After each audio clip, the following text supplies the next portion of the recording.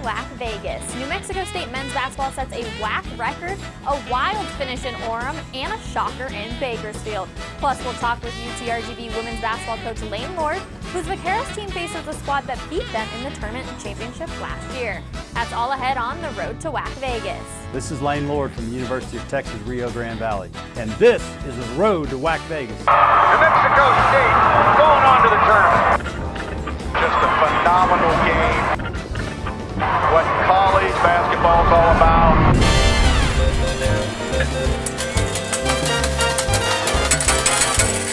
I'm Brooke Atkinson, New Mexico State head women's basketball coach, and this is the road to WAC Vegas. Welcome to the road to WAC Vegas. I'm Rachel Vigil. We are just 7 weeks away from the WAC tournament in Las Vegas. On the men's side, New Mexico State has once again emerged as the team to beat. The Aggies are 5-0 in the WAC and have won 8 in a row. They won the WAC Spotlight game on ESPN Plus at Utah Valley by a score of 70-56. Then their win over Seattle U was New Mexico State's 20th straight WAC victory dating back to last season. That gives the Aggies the longest conference win streak in the 57-year history of the WAC. New Mexico State is in our WDN featured game of the week. The Aggies travel to UTRGV to take on the Vaqueros. Guard Trevelyn Queen leads NM State, averaging 14.7 points per game. The senior is also second in the WAC in steals at 1.9 per game. UTRGV's top scorer is guard Jordan Jackson. The graduate student is fifth in the WAC, averaging 14.9 points per contest. That'll be a 7 p.m. tip Central Time on the WAC Digital Network. The Vaqueros are coming off a tough road trip, falling to Seattle U in Utah Valley. The Wolverines guard Isaiah White scoring the game winner with under 2 seconds to go to give UVU a 72-70 victory. Utah Valley travels to CSU Bakersfield on Thursday night. The Roadrunners are tied for second place in the WAC with a record of 3-1. That game will be live on ESPN3. Also on E3 on Thursday, Grand Canyon hosts Seattle U. On Saturday, it's our WDN featured game of the week in Edinburgh. GCU hosts UVU and Seattle U visits CSU Bakersfield, both on ESPN3, while Kansas City is at California Baptist on ESPN+. The Ticket Smarter WAC Player of the Week is Grand Canyon center Alessandro Lever. The junior averaged 19.5 points as the Lopes picked up their first 2 WAC victories of the season on the road at Chicago State and Kansas City. Coming up next on the road to WAC Vegas, we'll talk with UTRGV women's basketball coach Lane Lord, who's hoping for another deep run in the WAC tournament. We'll be right back. Moments that will never be forgotten. March was made for this. The 2020 WAC basketball tournament at the Orleans Arena in WAC Vegas. March 11th through the 14th. Be a part of the madness and witness the triumph. Ticket information, go to wacsports.com. Welcome back to the road to WAC Vegas. I'm Rachel Vigil, sitting down today with Lane Lord, the head coach of UTRGV's women's basketball team. Coach, how are you doing today? We're doing great down here in the valley. Good. Thanks for having us. Good weather, I hope? Always good weather in the valley. Good. For sure. And Coach, you're sitting at 3-2 in WAC play. You're 4th in the WAC. What's your overall assessment of the team right now? I really like our group. I think we have tremendous talent, and we have, this is hard to imagine, but we have 17 players in our program, okay? And out of those 17, we only have 4 back from last year. So that's 14 new faces, 5 red shirts, and 9 that are playing. And you've seen some signs this year of really good basketball with our group. But when you have so many new players, it does take time to gel and get your chemistry. But I think we're playing our best. We're starting to play our best basketball at the right time. What's one of the keys to getting that chemistry correct? Well, I think just court time together is so important. We've got an experienced guard in Amara Graham. Val Tapia is also a guard for us, and then Megan Johnson. But other than that, Ashley Lopez came in at semester, and it's taken her a few games to get rolling as well. But everybody else is new, so the more you can play together, the more you can go through tough battles like we've had, 3-2. But if you look at a play at UMKC or a 30-foot shot against Utah Valley and less than a down 1, I mean, those are growing moments together that we got to be on the other side of that, but they're teaching moments, and I think you'll see our team get better and better in the next 8 weeks. Another newcomer is guard Traylon Tyler. She's 4th in the conference in points at 14.3. How have you seen her emerge so far this season? Well, she's our best athlete. Played at Tyler Junior College. Missed the first 4 or 5 games with a concussion. Her debut was against the University of Texas. I believe she had 29 points in her debut for UTRGV against Texas.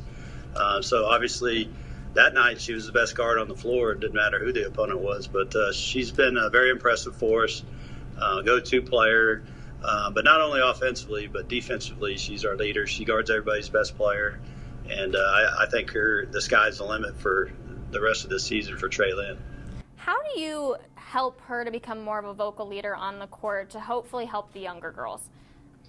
Well, she's really one of those that just leads by example. She's not a vocal player. She's not, but hopefully throughout the rest of this year and then certainly next year that she can become that. But the way she leads is by example. She's one of those players that never gets tired. So you really never have to take her out of the game. We do, just because try to give her a breather here and there, but she can go, and she can go for a long time, and just tremendous mental toughness.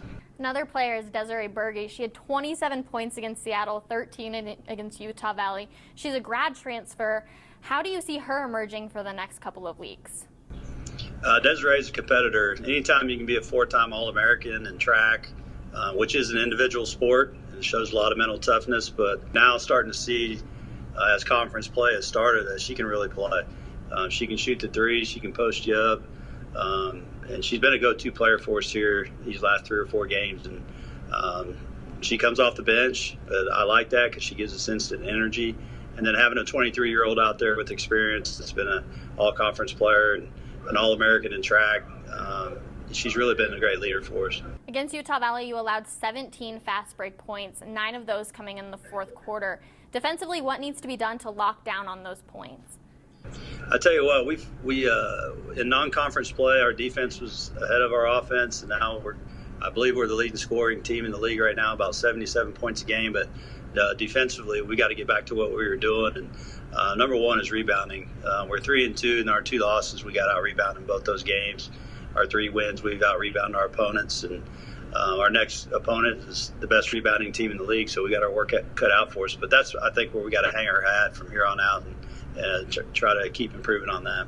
You play New Mexico State in our WDN featured game of the week this week. I know you've only been with UTRGV for 2 seasons now, but they're on an 8-game losing streak, the Vaqueros, to the Aggies, and they've only won twice since 1988. What needs to be done to go into Las Cruces and get a win? Well, I'll give you another stat. They've won 37 out of their last 39 at home in a 4-year period. They're awfully good at home, and they're awfully good anyway.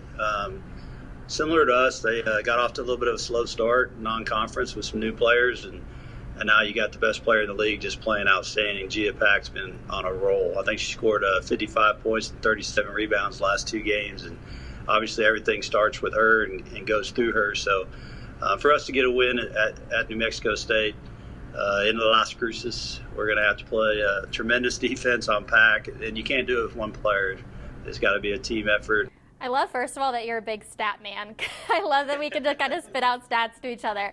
But it's impossible to completely shut down Gia, but is there anything else you can do to slow her down? Yeah, I think that Gia Pack, she could probably be on our men's team and score 20 a night. I mean, she's that talented. She's got every move in the book. She can shoot the three. She can drive it both ways. And I think the only way you can try to hold her down a little bit is to play it as a team defense and make their other players try to beat you. Lane Lord from UTRGV women's basketball will be right back with more of the Road to WAC Vegas.